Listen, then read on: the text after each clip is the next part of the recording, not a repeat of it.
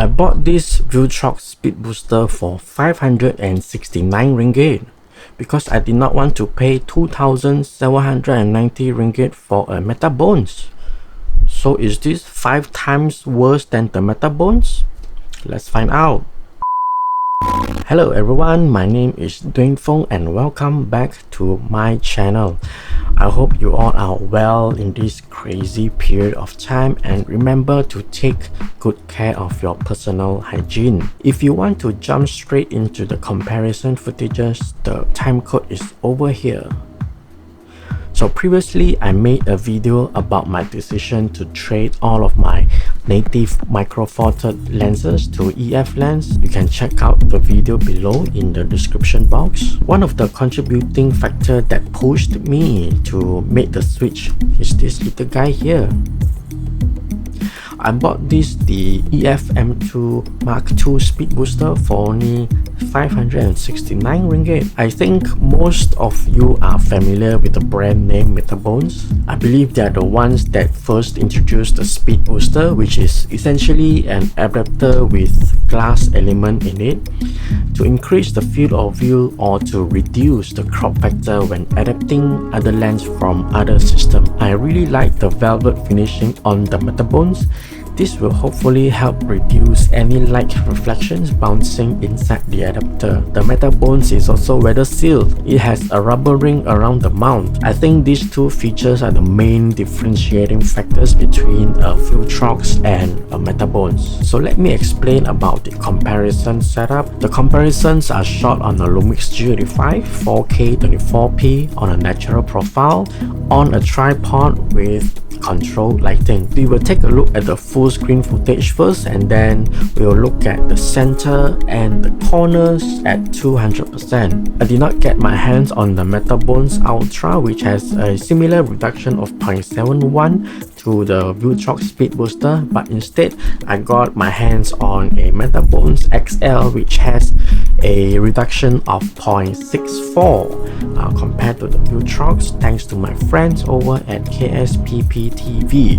Nevertheless, we'll look at the comparison footage first, and then I'll share my thoughts on these comparisons afterwards.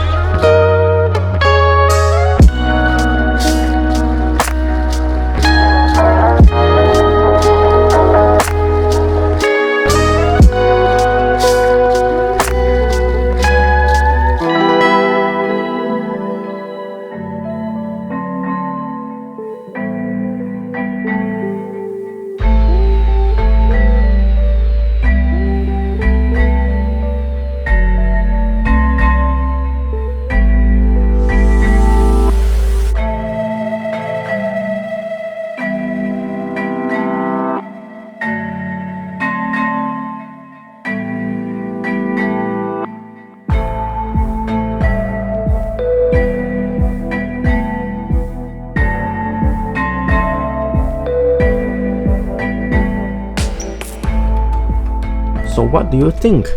I'm surprised to see how close they match in terms of sharpness and colors, also contrast. It is also good to note that the Metabones is a little bit on the warmer side, but you won't notice it unless you put them side by side. It's just a very minor difference. Without looking at the 200% comparisons, I think it is very hard to tell them apart. While looking at 200% at the corner, I think the Viltrox lose a little bit more sharpness compared to the Metabones, but that is just a very minute difference. Even stopping down one stop will give you significant improvements on image sharpness. So what does this mean?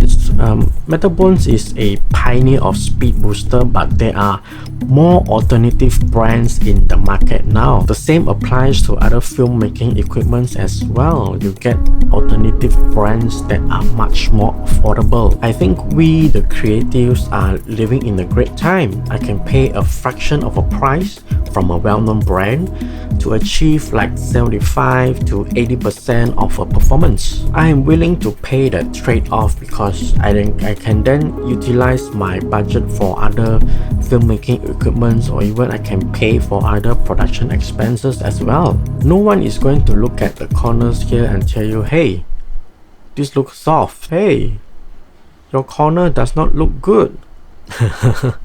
Getting the work out for the audience is much better than perfecting the minor flaws. This is especially true for a creator like me that creates only for the web, like YouTube.